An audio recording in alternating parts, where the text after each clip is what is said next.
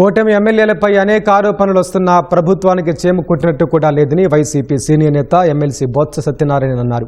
ప్రజాప్రతినిధుల తీరుపై CM serious అయ్యారని చెబుతున్నా చర్యలు మాత్రం లేవన్నారు. అర్హత లేని వారికి పింఛన్ రద్దు చేయడంలో తమకు అభ్యంతరం లేదని, అర్హత ఉన్న దివ్యాంగుల పెన్షన్లు తొలగించడం మాత్రం సరికాదన్నారు. ఎవరైతే వాళ్ళ ఎమ్మెల్యేలు ఉన్నారో, ఎవరైతే వాళ్ళ ప్రజాప్రతినిధులు ఉన్నారో, లేదా కార్యకర్తలు ఉన్నారో పట్టా రాసి ఇచ్చారు.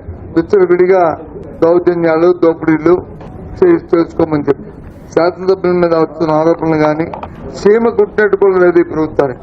చాలా దురదృష్టం, దుర్మార్గం. తీరా మధ్య చూస్తే ఎవరి మీద ఏ చర్యలు లేవు.